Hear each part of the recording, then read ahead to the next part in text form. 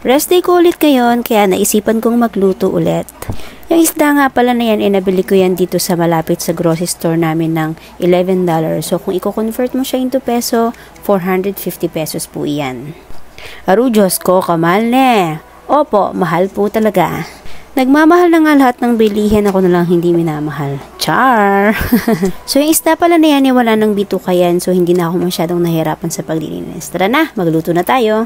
So pagkatapos nating linisin, hihiwain naman natin. Sobrang laki nga ng isda na yan na nabili ko, kaya sulit na sulit talaga siya sa presyo. Kaya okay na rin kahit mahal.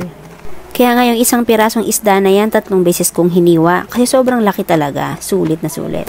Kaya tara na, magluto na tayo. So paksiw na tilapia nga pala ang lulutuin ko, so kakailangan natin ng ampalaya, eggplant, sibuyas, bawang, ginger. So meron tayong siling labuyo at siling haba. Nag-ready rin ako ng asukal dyan, gagamitin natin yan sa huli. So meron akong pepper, salt, suka, and cooking oil, at maglalagay din tayo mamaya ng tubig. So ayan na nga, sisimulan ko na ang pagluluto ng tilapiyang paksiw.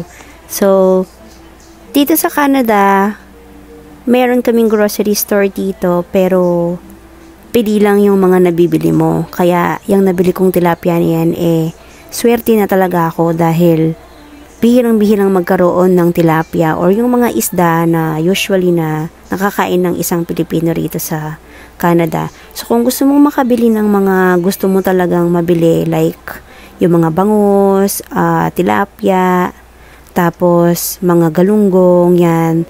Kahit nga magic sarap, pahirapan talaga. So, meron ka lang mabibili dito sa Canada, yung mga tinatawag nilang Asian store. So, magta-travel ka pa ng 45 to 1 hour bago ka makapunta doon. At kailangan, syempre, meron kang sasakyan. So, nakakapunta lang kami sa mga lugar na ganun kalayo kapag meron kami nasasabayan dito na mga Pilipino din na naisasabay kami kapag mag-Asian store na rin sila. Kaya, swerte mo kapag nakasama ka sa kanila. Kaya mahirap din talaga kapag wala kang sasakyan, hindi mo basta-basta mapupuntahan yung mga lugar na gusto mong puntahan.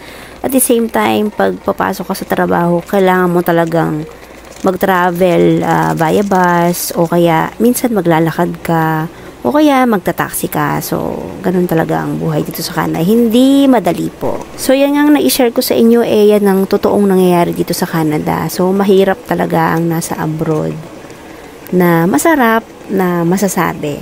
So, ang dami ko na nga sinasabi sa inyo. So, ayan na nga, malapit nang maluto ang aking paksiw na tilapia. So, nakikita ko na yan na naluluto na siya. So, yan, nilagyan ko na siya ng asukal para medyo mag-blend ang lasa. At sa mga oras nga na yan, inaamoy ko na yung aroma ng sili, kaya excited na akong kumain.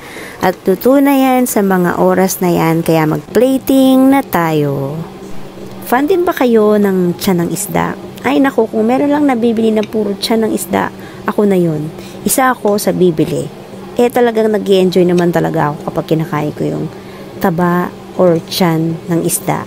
So itong araw na to, masasabi kong craving satisfied na naman ako sa aking rest day.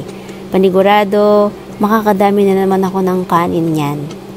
Sasamahan mo pa ng patis na dudurugin mo yung sili na yan at talagang mag-i-enjoy ako dyan.